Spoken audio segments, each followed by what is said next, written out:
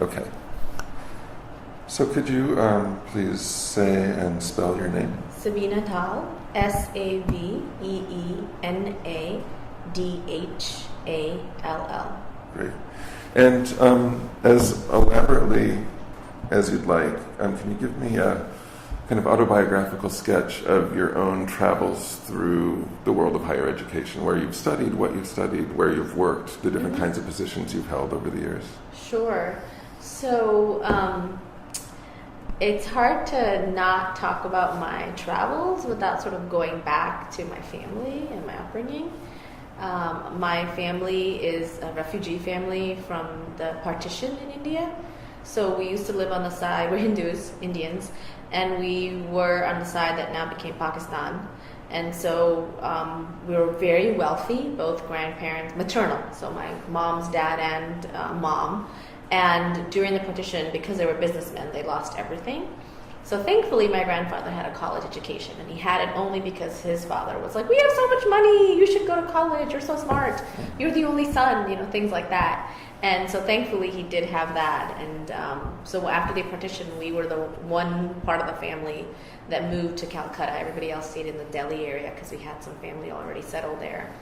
And my grandfather realized that he had gone from being super wealthy to somebody who was like a clerk, low-level clerk who worked his way up. But by that time, my mom was already in college when he actually had worked his way up. Mm-hmm. And so his big thing was everybody gets an education. Everybody gets an education because I can't give you an inheritance, but if you have an education, you'll be fine. So all his children, 4, have not just college, but graduate degrees. So when my aunt is part of that wave of the Asian Americans in the 60s and early 70s who were allowed to come back to the U.S. and when we were looking for doctors and engineers. So she's a physician, she came, she sponsored the rest of the family, and when I was 5, I came here. So it was always like, you're going to get an education. That wasn't the issue.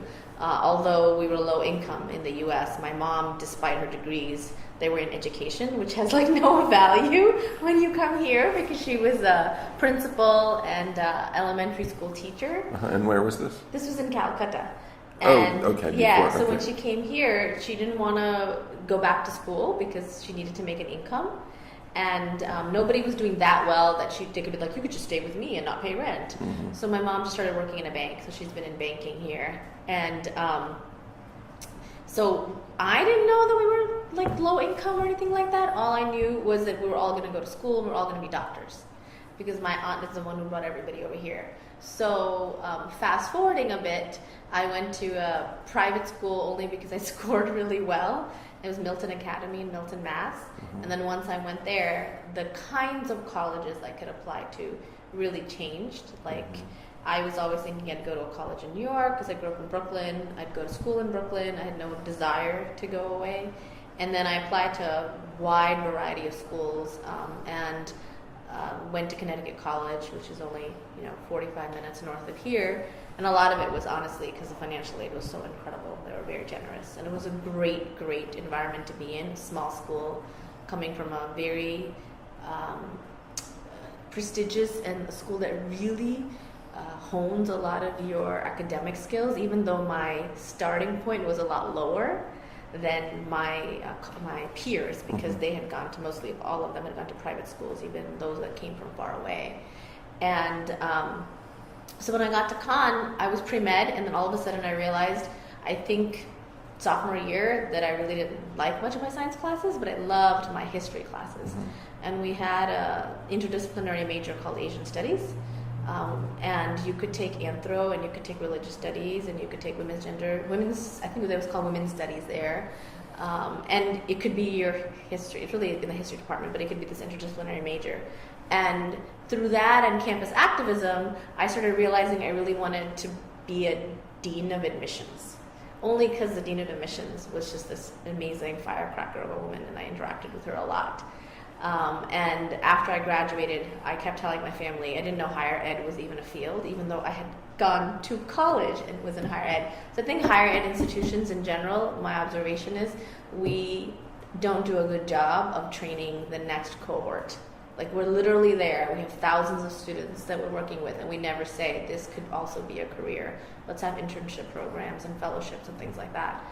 And so I thought I wanted to do like youth services, but I tried to get a job in admissions and I couldn't for a while because I didn't have admissions experience. And I worked in the Bronx on this amazing program, but only for a year because we lost funding. And it was teaching a class. It was college education, only because I was the only college grad that was working for them. So like, you went to college, you can be the college counselor. So it was great for my resume because I went ahead and put all these things I did to help kids get into college. And it was only about 10 of our 100 kids who were college bound, like selective school bound. A lot of them just needed to finish their degrees. Some went to community college, and others, they would have going to get their GEDs. But I leveraged that to get an admissions job because I thought that's what I wanted to do. So for 3 years, I did admissions for an all-girls high school, selective high school called the F.L. Walker School in Simsbury, Connecticut. And it was great because I got to do financial aid as well as admissions, and because we're such a small shop, I was like head of an entire division within that small shop, so I really learned a lot. But I realized probably in my second year there, early on, that I had no desire to be in this field.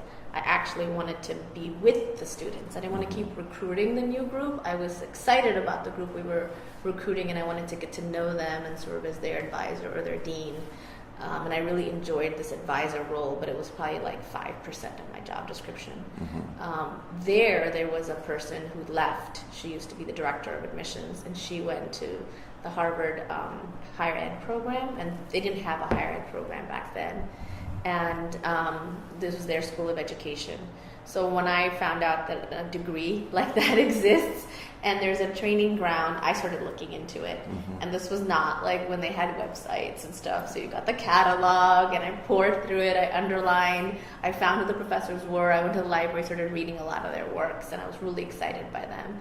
So when I got to grad school, I was just like in heaven. It was amazing. I took like 6 classes because you could take 6. But I also did internship every semester within their own student affairs office because I didn't have student affairs experience. I wanted to see what it was like to be in student life versus admissions, and if my own gut that told me this is what I really want to do, does it really, is it really true? What's it like in the academic world, and how does it translate in sort of the practical sense of things in sort of the professional world? And then after that, there was this amazing fellowship opportunity that's called the Administrative Fellowship Program that Harvard has. And it's a pipeline program, but for administrators. They can find people in different spheres of works, from finance to general counsel to international affairs to student affairs and things like that. And then they invite them in for this 1-year fellowship program, hoping that while they're there, they're going to get hired by either the department that's hosting them or something else at Harvard. So to increase diversity of Harvard administrators. I was on the young end, and they kind of told me I couldn't get the fellowship, and that I didn't really listen. So I went ahead and I found a sponsoring organization, and it was the Design School's Office of Academic and Student Affairs. And in retrospect, it was such a smart decision. It was one building, all contained, one office, from like admissions all the way through career services. So everything student life related was in one office under one dean. So for like a real learning ground, it was the perfect job. Students literally lived in that school, so it also meant I got to do things from like female faculty retention. There was one department that didn't have any tenured female faculty, to writing a grant to introduce architecture to students in the 7th grade, black men, because you really have to start planting the seed for architecture that early to get these black men to be candidates for a place like Harvard.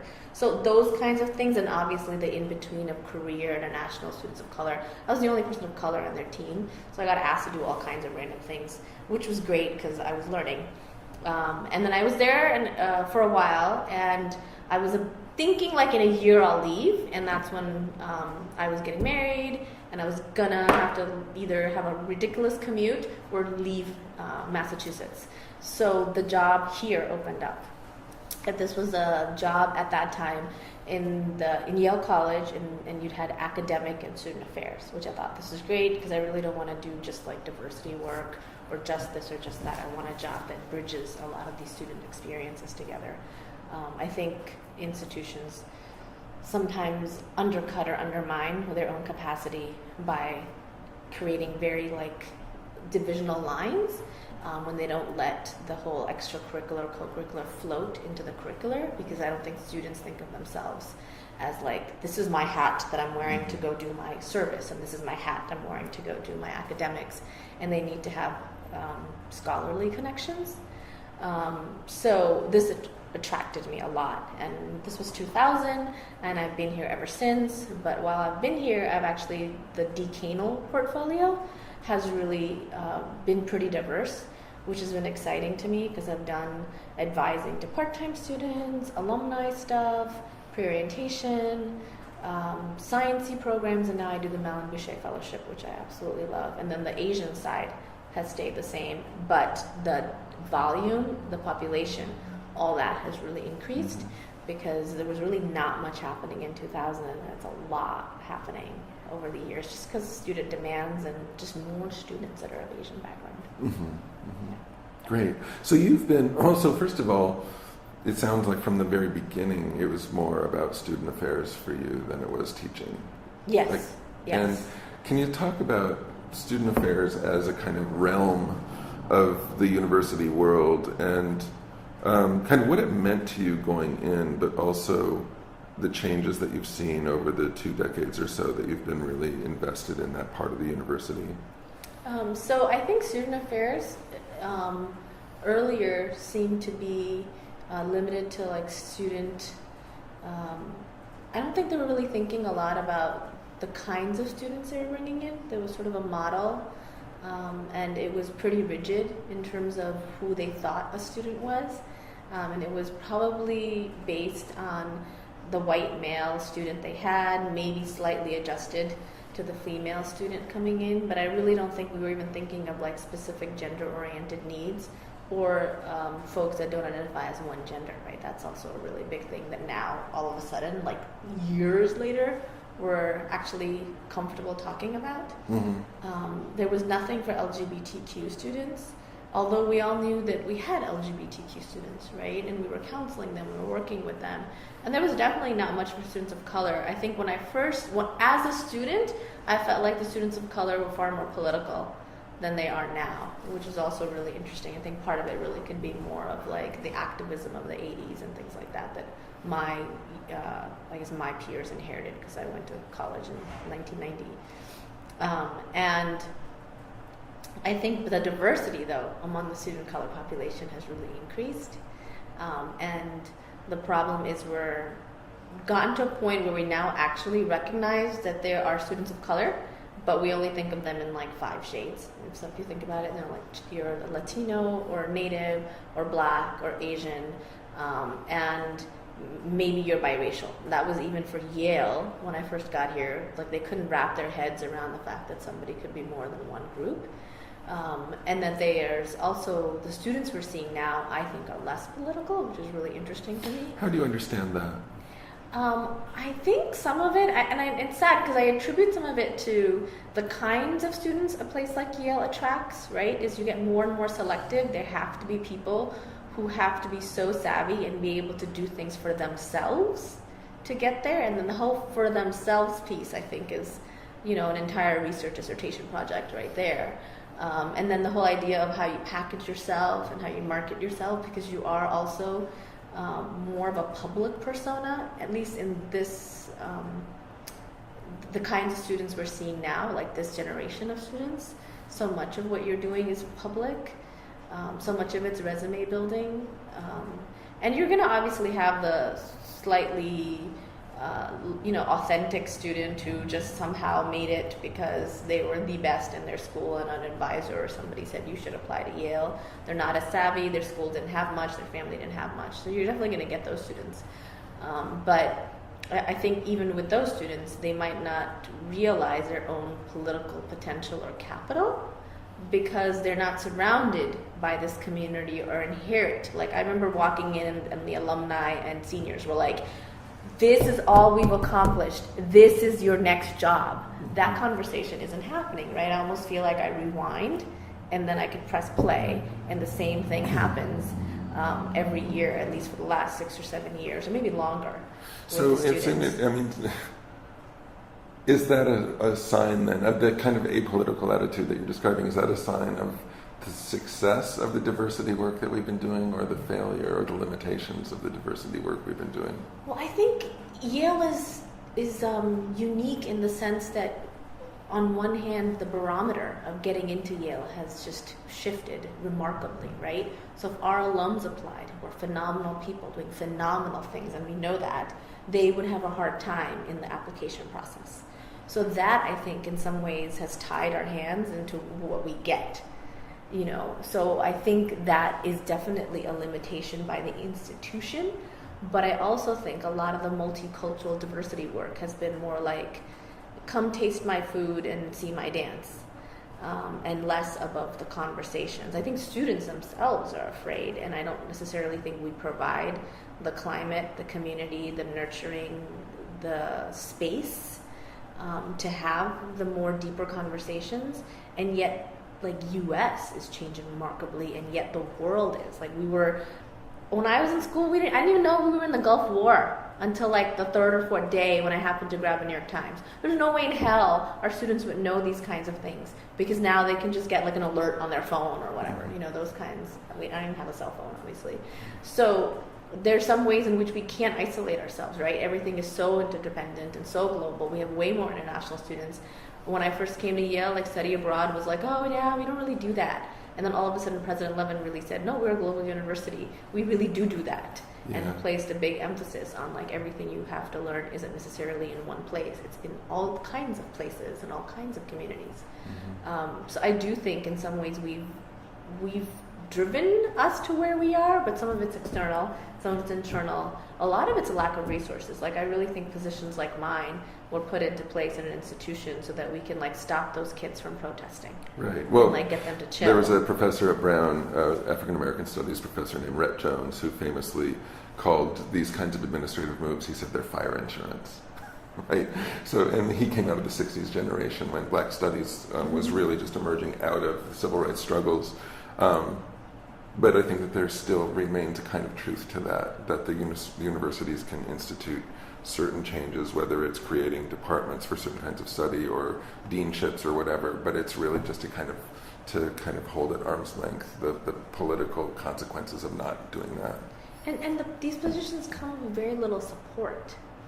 So if you were true about creating a sense of engaging with these deeper issues and trying to have these intercultural and cross-cultural and intersectional conversations, you would probably make sure that there was some infrastructure to do that. I want to hear much more about that, but first let me just go back for a minute to something you said about globalization, because there are some critics, or at least commentators, who fear that the model of the so-called global university is actually, in the long run, going to come at the expense of the kinds of domestic U.S. diversity work that's been so important over the last couple of decades. And I wonder what your view is of that.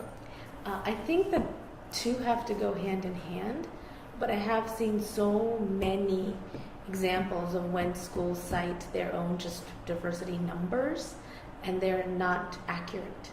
And they hide behind having diversity, but it's really the international population, because they have not invested in growth programs, pipeline programs, the hard type of recruitment and alumni engagement that you need to do for a consecutive number of years to then really get the domestic students to listen, apply, consider. I mean, you can have lots of New York Times articles that say, oh no, places like Yale actually have more money, and if you are a low-income family, you should consider Yale, or another school like Yale.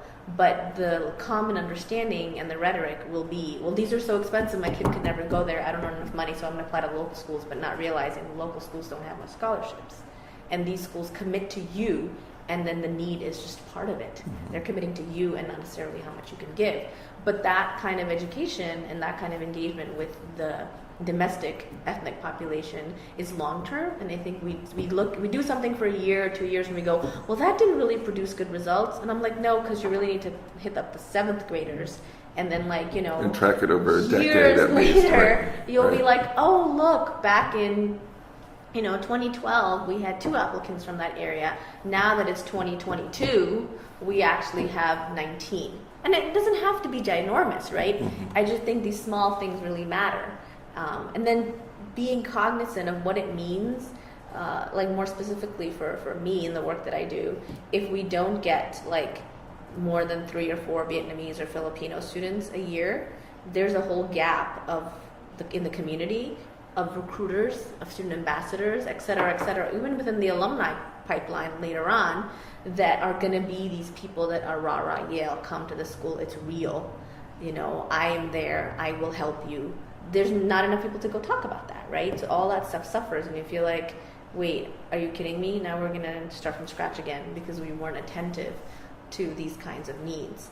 The global piece I do think is important because I think the world is so interconnected, and it always has been, but now we see it more.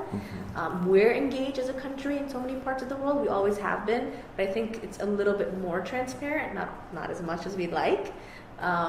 So I think our students need to be able to understand that, but I don't think one replaces the other, right?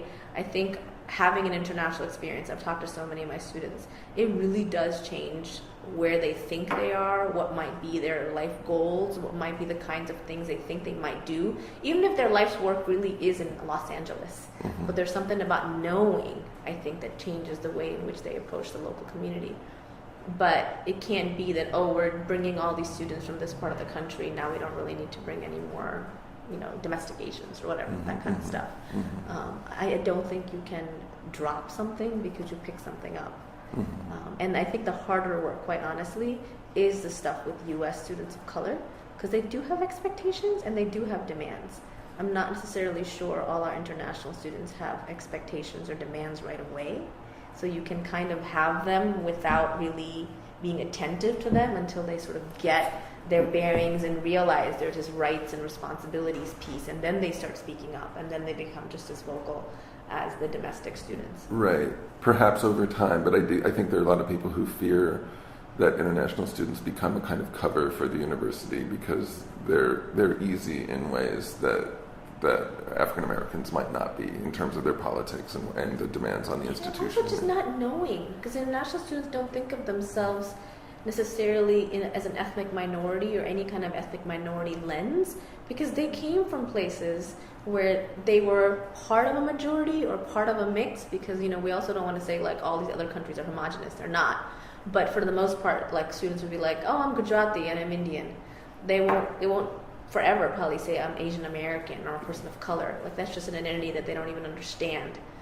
Even a lot of U.S. Asians think, when they think person of color, they might be talking about Black people and Latinos, and not realize it's something that's also me. So it's a real lack of education across the board, family as well as just our schools, right? High schools don't talk about this stuff. So how do you learn this until you literally get here and you are provided the tools to have these conversations? And with underfunded, everything, how many students are we really going to hit up in the real sense? If I have, 1,500 Asian kids, and there's me, right? So it's a model where you're gonna not do well. Right. So a little while ago, you were starting to talk about the infrastructure. Can you first talk about the existing infrastructure around these issues?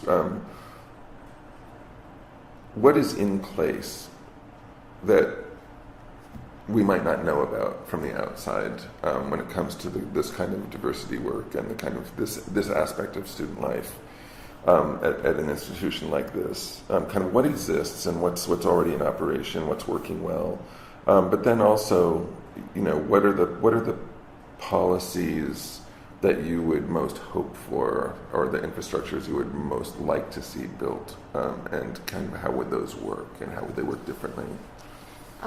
So the dean's office wise, we have 4 deans who are also directors of cultural centers, and the cultural centers are Native American, Latino, Asian American, and African American. The director portion is one job, and then the dean portion is another job. You're not just dean in name, you actually also have programs that you run that are cut across communities that are dean's office programs. Some are enrichment programs, some are pre-orientation, some are like family weekend for everybody. Then you also have decanal duties like advising and sitting on committees and being parts of task forces and things like that. And then the longer you've been here, you just do more.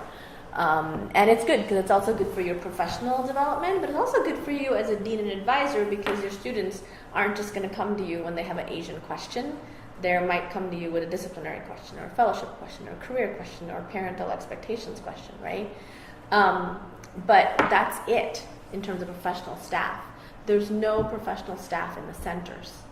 And that, I think, is a huge detriment because your job description portfolio is so big, and it was fine in 1979 or 1981 or even 1990 when the populations were so small. Like if you had 10 Native students on campus, now you have over 100, right?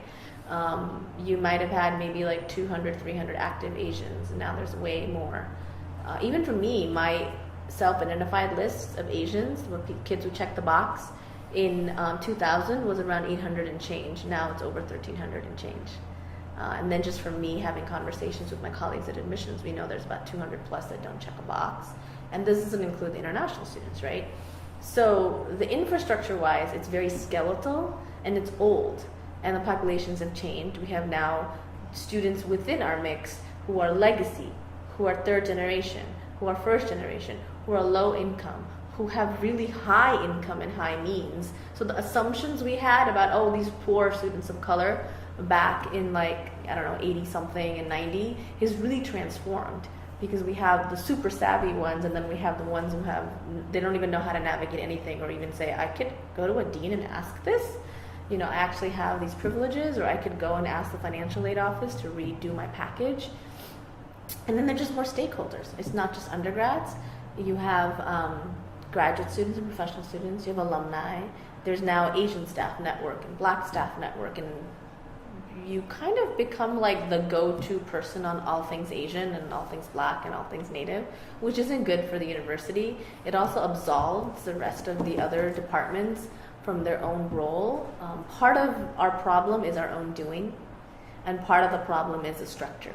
Our own doing is like just me. I've been here really long, so people kind of associate the center with me, and they know me and I know people and I want to do things and I'm like, oh, it sounds like a great idea, we'll help, you know. And while helping admissions is great so people realize that there's Asian resources, perhaps having a person specifically in the admissions office who does things that are looking at minority populations within the Asian community. We don't have that. We have multicultural recruitment coordinators and the directors, and their job is really looking at more of the students of color who really are underrepresented. And that's where disaggregation of data comes in. We don't disaggregate our data as an institution, so I'm part of this new drive across the Ivies, working with this professor who's part of the White House initiative from UCLA to ask universities to think about data in a disaggregated way, because we can hide behind data. If we put Asian, we can put all the international students and domestic and this and that and go, oh my God, we're so diverse, we're so amazing. And Yale is actually really diverse and really amazing. So it's nice to be in an institution like that, but it also allows the way we do our data for other institutions to not be so candid about their breakdowns. Right. There was that famous study, I think, at Harvard that Mary Waters did, where she discovered that if you broke out what they were calling the African American population, there were very few people who were African American in the sense that they were the legacies of slavery in the United States. I mean, most of them were either multiracial or Caribbean or African, or it was a much more kind of variegated picture. And we need to have more of a specific nuanced version, because we also say there are resources are limited. Well, then maybe if we knew our populations better, we could frame our resources in the way that supports our populations. Like a lot of the first gen students are like, why isn't there a first gen office? Right. Well, so what is your answer to that? I mean, not in two ways. First of all, you said there's no professional staff in the centers. What would it look like if, in your dream of dreams, like what would the staff? I don't even need a dream. I just need reality. And if you study us against all of the cultural centers, like Black, Asian, Latino, majority of, like, first of all, none of them is a one-person operation. So that is alarming. A place like Yale, within the Ivies is super unique to even have these centers. Super unique that it's a dual role, which I think is really good, because then you don't really have sort of this balkanization. You really have a lot of mingling and talking. You're at the table, you're part of a lot of conversations, and you're more helpful to students than sort of like, only if you want to come discover your blackness, come here, you know? It's the full student, I think, our model, which is really nice. But others have like 3 people, and they don't have decanal duties. So it's like a director, an assistant or associate director, whatever the title, and a receptionist. Somebody who says hello, takes reservations, manages facilities. So from the toilet to like the alumni engagement is sort of the whole range that's put on one person. So it's never going to be good. It's never going to be thorough. It's never going to be able to do the kinds of things I want to do. Like, you know, our students should know how to do conflict management and mediation, know how to facilitate conversations, because a lot of the rich meat and potatoes of a lot of this kind of work is the dialogue work, is the conversations, because no matter what, our freshmen are always going to be 18, always at this level of who am I, what am I was Chinese in my community, or I kind of didn't want to think about my Chineseness because there's only 2 Chinese kids and I wanted to be as white as possible. So they're all going to be coming from like a pre-Asian American History 101. And part of our job, given that Yale does not have an Asian American Studies program or even enough professors with an ER&M to have like an Asian American concentration, the center really has to have some sort of a role that is intellectual leadership capacity building, right? Otherwise, we might as well be a student activity site where you just come and like have samosas and dumplings, you know? And that is a student activity center. It's not a cultural center. And I think a lot of our role has become an activity center. And I don't think it's just Yale. Like, I'm part of a group of Asian deans and directors for some places where they don't have a center, and for places where they have an advisor, but all of us meet to discuss programming and stuff. And so much of the work that we're doing is that pre-101 and that social space. And social space is really important, and in some campuses way more than others, right? Because of numbers, the dynamics, the campus culture. And you can build from it in a way. But I need to break bread with you to then have the conversation with you. So I'm happy to provide the noodles and the pancakes and all that stuff, right? But then I also think there needs to be some programming around engagement and to learn and to be like, I never thought that there could be gay Asians. I mean, students have said that. And I'm like, oh my God, this poor kid who's sitting there, who's listening to you, who is gay, is now thinking, is this space for me or not? And I've had students in the past go, oh, we can't sign that petition on financial aid because, like, do Asians get financial aid at Yale? So you can see the range of what people think based on their narrow experiences, or students saying, we just got here. And I was like, oh my God, Mary Lou would just be like screaming at this point if you said, because there's a whole rich history. And I think a lot of it is we're handicapping our kids because we're not able to give the full right so experience. Why is it such an uphill battle at a place like Yale? Is that a specific kind of institutional problem here? Is it something that has to do with institutions like the Ivies? Is it broader than that? Is it part of the national culture? I mean, why is it so hard to make the arguments when, from the outside anyway, most observers would say Yale has the resources? So why not this world that you're describing? Well, I think it's a combination of a lot of things, honestly, specifically for Asians. I do think that Asians themselves are walking on that line where they want to be a minority on some occasions, and they like being the model minority on some occasions, or passing for a white, which you really can't, but somehow in communities sometimes you think. Like honorary white. Exactly. Like and it's a national conversation that's been placed on us, or an identity that's placed on us. So without having models or tools or like actual classes or ways in which to debunk and educate and talk and let the students choose, they're going to walk in feeling like that's what you're supposed to do, because culturally it's sort of like, keep your head down, do your homework, you'll be good, you'll get into places like Yale. And that might be the family narrative getting in there, or a narrative from a persecuted community or a refugee, just depending on, you know, what kind of experiences they might have had in their quote unquote home country.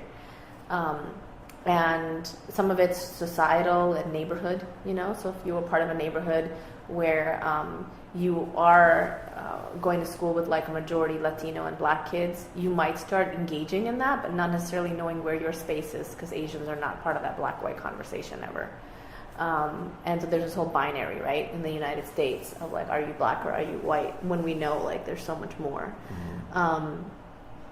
And a lot of it's institutional, not having an Asian American Studies program, or even enough Asian American Studies classes that a student taking ER&M could say, oh, I could take 6 classes between the 12 required, and I could still feel like I have enough to do a senior essay or a thesis on Asian American stuff, I think is a shortchanging of a student's education. Like, I just can't imagine you would go to college like Yale and feel like I just graduated and I know nothing about myself and my people's history.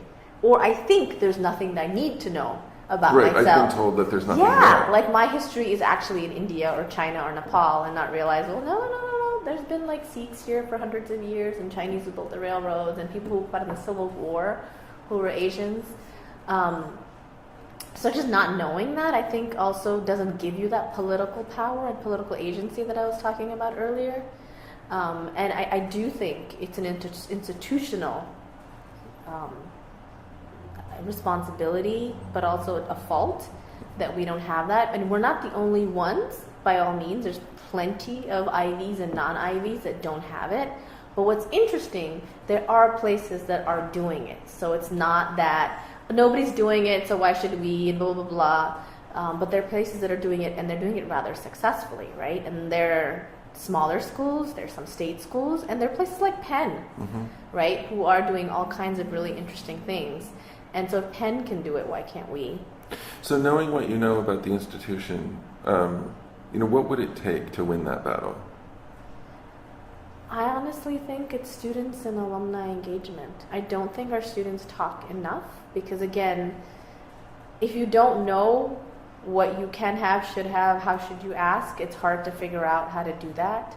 If an institution doesn't really engage you in that, it's kind of scary, because they are going to be the leaders of the world, and Asian or not, all of our students should really engage in these kinds of questions.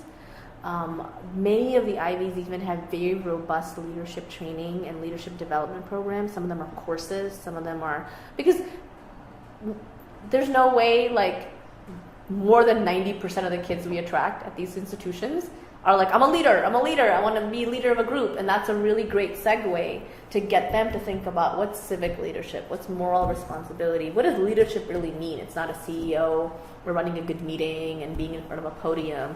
A lot of it is actually empowerment, engagement, community, a connection to the community and people, and sometimes sitting back and then letting it happen, right? Because you kind of created the atmosphere for then the younger ones, if you're a sophomore or a junior or whatever. Right, and often the less glamorous kind of... Totally. Yeah. The leadership is less glamorous, so we need to redefine it, because we like the fact that we keep saying we're an institution that produces leaders. All institutions like that. We're not unique in that way. But I think some institutions are finding a way to redefine it or package it in a way that's appealing to students, because they talk about the whole leadership training and leadership development as a career thing. And so that language appeals to students. Like, oh my God, this is something I need to learn because I want to get that right job. Right. Is that is that in your 20 years or whatever it's been that you've been kind of in student life, is that a big change, or has it always kind of been that way in terms of students' own kind of pragmatic outlook on their college education? Because I know that in the humanities there's this sense, and maybe even it's a myth that things used to be different and students used to be more idealistic and have broader outlooks on things, and that they've become more kind of narrow and pragmatic over time. Well, I think part of it is that most of us that are doing this work are part of that generation that was super idealistic, that had more going on, so there's truth to that, and I think we want to see some of that reflected into the students that we work with. But I do feel like the first few years that I was at Yale, there were far more students doing engaging things. Like I had students who just got together and they asked Michael Denning to be their advisor, and they created an Asian American independent study class. Because Mary was here, back then Sandaman was here, and they thought, oh, we've taken the introductory level classes that they teach, and we can't place one more burden on these women who are also acting as, they become de facto advisors. Like they end up doing the things that my operations can't do because there's not enough people to be there for everybody. And there were no men, so we're like, oh my God, we need Asian American men in these roles. So those students were able to do things like that. Our students now all of a sudden are talking about that again, which is really exciting. So we might have it happen maybe next year. So once we talk about it, so perhaps in the fall of 2015 or something. So I do think there was a shift. You know, I do think like 04, 05, things started shifting a little bit to where we are now, where I don't think we have that. And part of honestly just could be there's such less and less and less and less of those kinds of things happening when it comes to opportunities that they might be getting. Also, you're cutting it and cutting it and cutting it and shaving it to who actually can get in, right? So that I think contributes to like their own anxiety and what can I accomplish to get into, you know, at the high school level. It just can't be easy for them. Like it's got to be the most stressful thing to get into places like Yale. And when they come here, I feel like the stress is duplicated. It's not a place where you can relax. So, you know, if we were able to say, you're here, we're going to like turn it down a few notches. And then this is what we're really about. And it's really under-resourced, like leadership training and things like that here. I think there is interest by all means. No one ever feels like, oh, we shouldn't do this. Everybody's been talking about it. All the deans, all the folks that work in this office. It's just the manpower and the infrastructure. Like if we're going to do it, we need to do it well, because then students will not ever take you seriously because the word will get out on the street that they tried it and it failed, and let's just not go. Well, and it's one of the challenges, and this is something that very few universities seem to be really great at, is doing it well means doing it at every point along the pipeline. And you know, you mentioned earlier going all the way, you know, thinking about what seventh graders are learning. It really does, and maybe even you have to go back further than that. But you can't just intervene at the level of admissions and not do anything else. You can't just intervene at faculty recruiting and not do anything else. You have to do the whole thing and really attend to the entire pipeline. And it's hard to get institutions to be responsive to that argument. And to change culture. I mean, because we do so much for freshmen. Is that the only point where you need to come in and learn and then you're done? That's not true, right? But we have to change the culture of the students feeling just as hungry. So that's why I think a lot of these institutions are successful when they package it in a way where they say, this will be good for your career. So then they like start them with freshman orientation, maybe do some sophomore stuff because they can sort of package a sophomore slump thing, and then transition them into what they really, really need to be doing to get back to that new incoming cohort. But maybe they package it in a way that's more about, you know, your engagement as a global citizen, what you're going to do once you graduate, and ways in which you're going to go change the world. You know, those kinds of the rhetoric gets the students to come in, because so much of it's their buy-in. If they realize they don't have to do it and we're telling them to do it, it's very different if we had students who want to do it, right? I'm sure that population exists, but it's probably small, because if you don't know that you need it, then why would you come asking for it? Right. And it's the case where, I mean, yeah, and you see it in a lot of different ways at institutions like this, where something that you thought wasn't there comes out of the woodwork if suddenly there's a kind of something that makes it recognizable. So I have a colleague she was one of the first really outspoken feminists on a particular campus, and suddenly self-proclaimed feminists were everywhere. And it was just because like she kind of her presence gave them permission, and her classes gave them permission. And I think that there's a lot of that here, where what could be really kind of strong realities institutionally and in the campus culture become invisible because they aren't called out. And we do it in a smaller scale. So like the work that Maria does with her group and getting her trainers, even before there was a formal peer liaison program, there was queer peers, and the kind of way she trained them to have these nuanced conversations. Those are really tough conversations. It's hard to get people to even attend, and then to have these conversations is even tougher. And along the way of your own identity development, it gets tougher and tougher, right? Am I out during the interview process? Am I out to my parents? Am I out to extended family? You know, all kinds of things. All the training we do in our center, it's just for our 200-ish students, because we don't really do it institutionally. and we don't have the resources. And even for those 200 students, it's not all the leaders. I only ask a percentage of the group leaders to come, because while I'd like to do it for everybody, there's only so much manpower, but it's just money. I'm like, how many people can I feed? Then I'll be done with my budget for the year. So there is interest. Students want to do it, and we all do it, but it's not done on a scale that it should be, and it's not done in a way that I think builds on each other's work.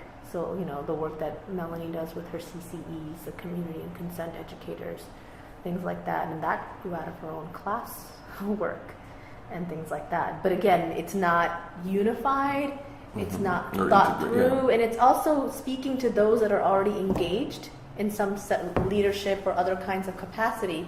But we really need to not hit the 300 or 400 students that want it, but everybody, right? Because in the end, all these students are going to be key players. And imagine what it would be like if they were talking to each other about these kinds of questions out of choice and not because they're in a class or some other thing, right? That we planted that seed for them to be able to do that on their own, even if the initial conversations were facilitated or created in a way that's more organizational structure-wise, right? So that's, I think, damaging. And then also just not having the grad-undergrad engagement. I think that sometimes can really, really help, because you have people that are slightly further along who've been there, who can really play some sort of a role. And same thing in the professional schools. A lot of professional schools have the young range of grad students, right? That are like maybe 25, 26. So stepping back from this institution and thinking kind of more nationally for a minute, what would you say are the biggest changes in the kind of national world of higher education in the years that you've really been paying attention as an educator to higher education? What are the biggest changes? What are the most important changes? And do you share many of my interviewees' sense of, if not crisis, at least kind of, let's call it special challenge in this moment in 2014? And, and people define it different ways. People worry about the corporate university or the neoliberal university or the crisis in the humanities. I mean, there are all kinds of different names one might put to it. But what is your view of higher ed as a kind of a more general realm that you've been inhabiting? I do think there's a lot of financial implications that have impacted the work of us here, but also lots of my colleagues in institutions across the nation. Some people, like some universities, don't even have these kinds of positions anymore, and they were just reassigned. So to keep your job, now you're going to be working at the writing center. And you're like, but do I have training to do that? Or what will I be doing? Whatever. You hired me for one thing. I'm doing something dramatically different. So that's very, very scary that there's just reallocations and restructuring is what it's been called. And narrowing the scope of services, even though the range of students have changed and the needs. So it's really interesting to see how over the years the universities have gotten more diverse and diverse within their pockets of diversity, right? Because you'll see there's more Africans and more this and that, and before they were very clearly African American students, and maybe some West Indians and Caribbeans, but now you actually have a whole range of African students coming into the mix. For us, it's a lot of Middle Eastern students that are coming into the mix and Arab students because they don't really have a space, so they're identifying with the Asian Center, so we're seeing that change and mix. And while it's an interesting challenge, it's also something that makes you think more about the ways in which America sees ethnicity and people see ethnicity, and students who were checking white are no longer checking white. So I think that's a very interesting, dramatic shift, and a lot of it just could be of all the stuff that's going on in the Middle East. And for us, it's also a numeric challenge, because I'm like, we're already really big, oh my God. But you are also seeing that as institutions might be restructuring with a new dean for this or a new dean for that, that underneath those deans things are consolidating. So there might be a dean now that they never had for like diversity or something like that, right? That's come in. The pockets underneath are really consolidating to smaller operations. So it kind of conceals a retrenchment. Yeah.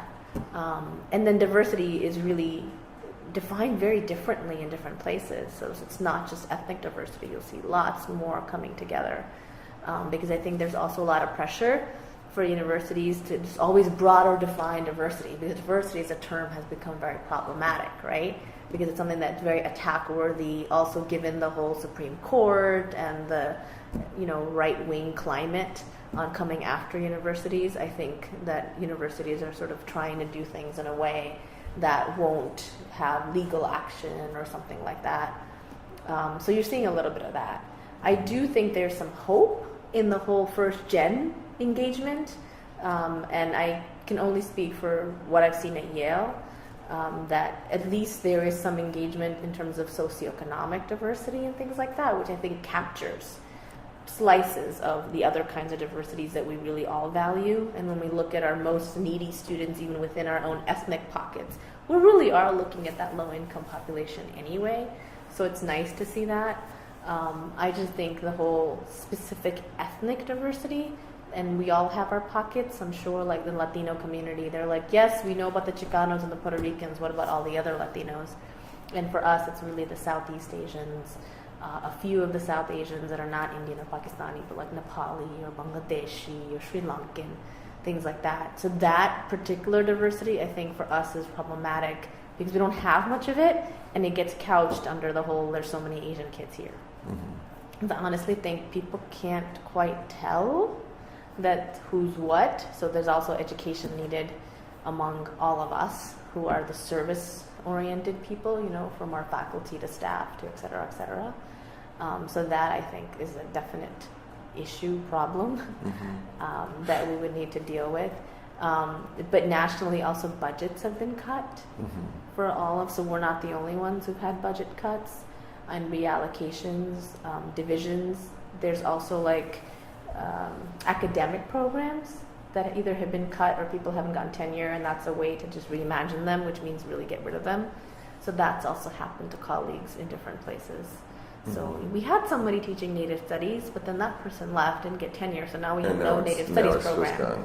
Yeah, so that is really problematic. So definitely no growth, and again, some places are exceptions, like I said, UPenn or some other places, but that you're seeing it not just in the administrative world per se, I think they're relying more on being able to use the numbers of students of color coming in to highlight diversity and be a flagship institution, but not provide the services. This is one of the concerns, that somewhere in a glacial way between the 1980s and the aughts, that diversity thinking within universities kind of became unmoored from its roots in real kind of social justice struggles and became more of a kind of PR detached, mm-hmm. Like you're saying, a numbers game, that whatever looks good is fine, but we're really not concerned with the kind of underlying social mechanics of what it means to actually,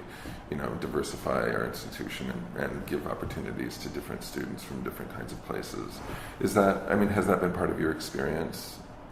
Yes, definitely. And the whole diversity of thought has also been really watered down, right? So it's to hide, to say we really value diversity of thought, but there's no actual social justice leg of it. There's no dialogue leg of it. It's just a way to say it so that you make the people happy who are unhappy about diversity. The diversity thought also includes you. So it's sort of a placating term, I think, now. Mm-hmm. That's why I'm worried about the term diversity, because, there's those of us who really value issues of diversity, and it's issues of diversity, not just numbers of diversity, but it's being used as the whole spectrum. We have everything here, and look, our student population is so diverse, because faculty has not gotten that diverse over time. Right. Although it's a real priority for many institutions, and a lot of them are very committed to it. It's not that they're just saying it, but there's a lot of pipeline issues that they say, but there's really not that many pipeline issues. I think pipeline is a way to hide behind actual change. There's people that are getting PhDs. I just need to know. So they're just saying there aren't the candidates out there. Because I work with the Mellon program. I know at least just for that small population of Mellon fellows, they are people. that have a PhD and that are in the pipeline getting their PhD, and Mellon program only affects so many hundreds of people, right? There's others that are not Mellon scholars that are out there getting their PhDs. It's just that who do we want to be a Yale professor or a Harvard professor or a Princeton professor, right? So it's also being able to have that honest conversation internally to say, what are we really looking for? Right. And then diversity across administration is just really poor. It's actually like decreased. I think there were 2 Asian deans, now there's 1 Asian dean, you know? And the other one was at the grad school, you know, Lisa Cariaga-Love, who was here for a while. Yeah, so, and we haven't put in positions in the provostial level also, like some other institutions have, which I think would be good for us to do. I think we rely a lot on, like, we could just add this to this person's portfolio and not realize some things to change, especially for faculty diversity, is going to need something specific, significant commitment and resources devoted to having a position like that, and that's a very clear message that we want to be sending, right? And not just say, we'll just add it to Matt's portfolio and he could just do it because he really cares and he's doing a lot of other stuff, because then it only becomes 12% of your job, even though you really, really, really, really care. Right. It's interesting, though, I mean, and a little troubling because, you know, what you were saying earlier about the importance of alumni in these kinds of, I mean, the university, in a sense, remains more responsive to alumni than to almost any other constituency, at least in some senses. So to really kind of fulcrum or leverage the kinds of changes that you're talking about, we really do need those members of the outside world to exert some force on a place like Yale. But at the same time, I think most faculty members would say that the kind of model since the New Left onward has been to kind of fulcrum social change in the opposite direction. Like things are incubated in the university in a way that is supposed to kind of at least exert a little bit of force on the world. So where is the cart and where's the horse in these kinds of struggles, as long as administrations remain more or less unresponsive to these kinds of demands and these kinds of questions? Yeah, I mean, I do think a lot of it does come from faculty classrooms, but I also think there's not enough of them. Or tenure and publishing and other kinds of demands mean some things get halted. And it's an unfair burden to place on a faculty member. I think it's something that can be done through faculty, but it should be, augment to whatever the university's vision is. And if we're drawing the right faculty and who care about this, then we will be in sync with each other, but we need to be able to put as much into that basket as a university and not just say, faculty, go do this, and then go do all the other things, be DGS, be do this, be blah, blah, blah, blah, and especially for younger faculty, your faculty who are in that earlier part of the pre-tenure process, right? I think that's just really an unfair burden, because what if your colleagues and those evaluating you don't value some of the things that you're doing, and you could be a phenomenal mentor and be doing these great social justice things and really committed to the community outreach and all that yes, stuff, be on multiple boards and still write those 2 books, but somehow the work that you do outside of the 2 books can be seen as divisive or thornish or whatever to the department. Right, or just not valued. Yeah, because we have to still be mindful of who's evaluating, right? At the end of the day, they might not be in sync with what the university wants, but if the university puts some powerhouse behind what they're saying, then I think there could be some relief among faculty who think we should be doing this, but also some pressure on faculty who are a little reluctant to value it. And if it's, I think the process itself, from what I hear from faculty, has gotten better and better and better. Here. Definitely it has. It still can be highly problematic in all sorts of ways, but it's certainly better than it was when I got here in the 90s. So if there's a whole process of not to say it's mathematical, but some way to be like, okay, what percent is this, what percent is that? Okay, if the university sort of asking these accountability questions in the evaluation process, then that makes it a little bit easier to say, oh yeah, we know we value that, and over there they got 20 out of 20, so what about the rest, whatever, how they do it. But I do think you need more administrators of color. I think it's really, really ridiculous that there aren't more Latinos, more Asians, more Native people in positions beyond The director cultural, position, absolutely. and we do have some diversity when it comes to African Americans, which is really great. But I do think at most universities, if you do some diversity, you think you're done. And mostly you think you're done when you're done with, like, we have some black people, yay! And then nobody else exists. Is somebody openly gay? Is somebody this? Is somebody that? All those messages are very subtle, positive messages that trickle down to students and obviously to other faculty too, as well, especially someone higher ups in the university. I think women, we've done a really good job. And that's very, iconic of, what has happened with affirmative action. It's mostly white women who've really benefited from affirmative action, and they really have not benefited all the others. I still do think that places like Yale and others have a bamboo ceiling, when it comes to Asian Americans and just other people of color too. Because, on one hand, you're like, we have so many Asians, we don't need affirmative action here and there. And I'm like, well, it depends where you are in the process of this conversation. There are going to be points where you do need somebody actively looking and saying, gee, we really don't have much diversity. We don't have it in gender or this or that or whatever. And being able to say the university does not do a good job of training its own leaders within the lead, So I think that's something not just for us looking at students and creating more of a pipeline program for thinking up positions within the university later on beyond the faculty pipeline that like a program like Mellon has. But there's staff and administrators and curators, and there's just so much that's part of a university that's beyond students and faculty that we really, really could say we need to have all kinds of these programs in place. And then the same thing with that mid-level to upper level, right? So that you can feel like the university is invested. And that's not something I think that's unique to Yale. I think all universities should do that. And it's nice that Harvard had this one program, but I'm sure they could be doing more too, just like the other places. Because there's only, I think there were 15 or 16 fellows. It wasn't like a huge program or anything like that.